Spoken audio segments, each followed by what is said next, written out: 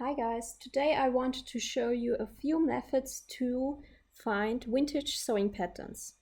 As a beginner of vintage sewing, I had quite a struggle to find the right vintage patterns, and I thought maybe a few of you are struggling as well, and we can discuss a few methods to search for vintage patterns. Please ignore my terrible accent, I'm not a native speaker, we will just have to work with it. And to showcase you a few examples of vintage patterns, I will just swipe through my favorite sewing magazines of the 50s and 60s and show you a few of my sewing patterns as well. So let's get started. The most obvious thing to do is to search for authentic sewing patterns, vintage sewing patterns, of course. You can either search on eBay or Etsy, or you can maybe go to the flea market or charity shop, or maybe you have somebody in your family who can maybe gift you their old sewing patterns. But with authentic sewing patterns, you have quite a few of problems. First problem is the integrity of the sewing pattern. As you can see in this one, the paper is quite thin, and maybe with age or usage, the patterns can be quite destroyed.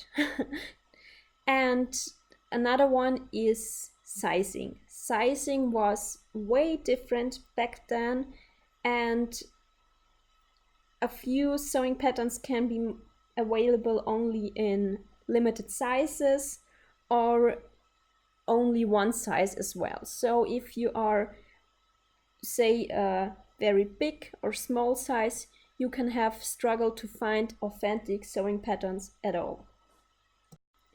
And another problem to bear in mind is the pricing. Vintage sewing patterns can be very expensive, especially if you're searching for a good one, or if the sewing pattern is new or barely used. So keep that all in mind if you're searching for vintage patterns, and yeah, have fun. Be patient, of course. And yeah, another method I never used, but you can search for it, is Pinterest. There are authentic sewing patterns, but I experienced quite a bit of trouble with them, because you are going on one side and then you're going on another side, and you're going through tens of websites, and yeah, you don't end up finding the one you were searching for. So I don't recommend this method, but so here I'm showing you a very beautiful vintage sewing magazine of the 60s. It's so beautiful, the models are just stunning, and the clothing is, yeah, it's brilliant. But the problem with these 50s and 60s sewing magazines is that the patterns aren't included. You had to order them, and only maybe some of them are available, or you have the knitting or crocheting, but not all of the sewing patterns, which is quite unfortunate. Another method I use a lot is the Burda, and you have this as well with Butterick. They have a few vintage patterns in their magazines. So here you have a blazer of the 50s, and they include some older models, and the advantage is you can buy them online. They are available for everybody. The quality is very good. The instructions are clear and, yeah, modern day language. And you have all the sizing, so you don't have the problem with only finding one size and then have to do all the adjustments. And I used one of them. I used the Blazer one, and it's quite good. The Blazer is very hard anyway, so I messed up quite a bit, but I don't think it's the pattern's fault, it's more my fault.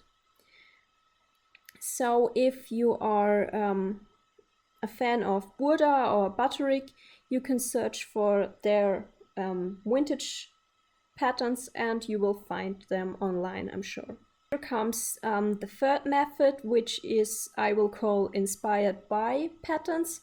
And here I have this Japanese book, and it has a great concept. You have iconic film scenes from films like Sabrina with Audrey Hepburn, or other films of the 50s, 60s, 70s, and I think some modern films as well. And they took the most famous dresses and they gave you some patterns for them. I made already 2 dresses. You can look them up on my Instagram. And they are just great. I love this book. It's very good. The sizing isn't too off because I heard Japanese sizing would be very small, but I had my normal size and it fits great. Another very known example of this kind of books is Gertie Hirsch.